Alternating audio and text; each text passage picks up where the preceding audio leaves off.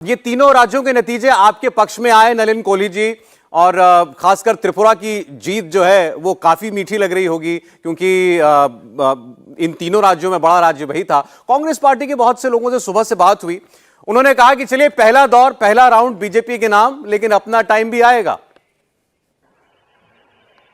पहली बात, धन्यवाद सौरभ जी और आपके दर्शकों को नमस्कार।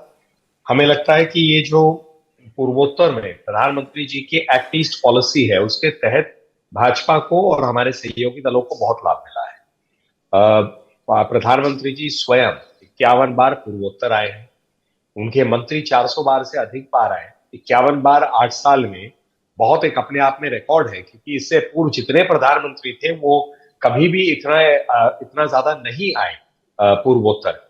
और इसके आने से क्या हो, जो यहाँ पर हाईवेज हो, इंफ्रास्ट्रक्चर हो, एयरपोर्ट्स हो, रेलवे हो, इंटरनेट हो, लाभार्थियों के लिए अलग अलग जो योजनाएं, उनकी इंप्लीमेंटेशन बढ़ गई। फ्रीडम ऐप से सीखकर आप फलों को उगाते हैं क्या? अगर ऐसा है तो आपके फलों को 1 करोड़ फ्रीडम ऐप के जो ग्राहक हैं, उन्हें बिना किसी खर्चे के आप उसे बेच सकते हैं।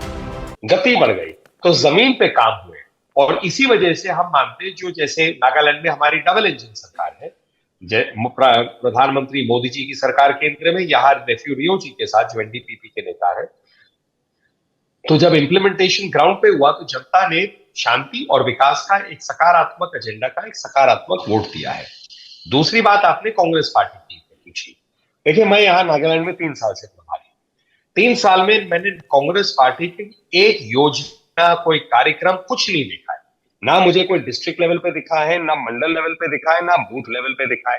कांग्रेस पार्टी को पहली बार हमने देखा जब यहाँ उनके देश से अलग अलग वरिष्ठ नेता आए, प्रेस कॉन्फ्रेंस करने लगे 10 दिन पहले, 12 दिन पहले। उसमें भाजपा के ऊपर में आरोप लगाना, एनडीपीपी पे आरोप लगाना, नेगेटिव एक कैंपेन चलाना। तब भी यहाँ प्रेस कॉन्फ्रेंस के सिवा तब भी उनके ना कैंडिडेट दिखते थे, ना कुछ दिखता था। तो मुझे लगता है कांग्रेस पार्टी जो मर्जी कहे, लोकतंत्र में जो वोट है वो जनता देती है। जनता वोट देती है जहां उनको काम दिखता है। केवल एक भाजपा के खिलाफ गलियाना या भाजपा के खिलाफ आरोप लगाने से अगर कांग्रेस को लगता है कि उन्हें वोट मिलेगी तो उनको बधाई। जी, नॉर्थ ईस्ट के इन तीनों राज्यों के लिए कांग्रेस पार्टी के पास अपनी एक्सप्लेनेशन है। कहीं ये कहना कि केंद्र की सरकार के साथ पूर्वोत्तर के राज्य हमेशा जाते रहे हैं, कहीं पर यह कहना कि नागालैंड में तो चुनाव ही अलग किस्म से होता है, पार्टी जो विलेज एल्डर्स होते हैं वही सबके बिहाफ पर वोट करते हैं, तमाम तरीके की बातें। लेकिन नागालैंड जैसी जगह पर कांग्रेस पार्टी का खाता भी ना खुलना, यह अपने आप में पार्टी के लिए बहुत चिंता की बात होगी। और आप अगर त्रिपुरा की बात करें, हर्षवर्धन जी, कांग्रेस पार्टी को 3 सीट मिली हैं, और पहली बार कांग्रेस पार्टी से अलग होकर अपनी पार्टी बनाकर चुनाव लड़ने वाले प्रद्योत देव बर्मन की पार्टी को 13 सीटें मिलती हुई दिखाई दे रही हैं।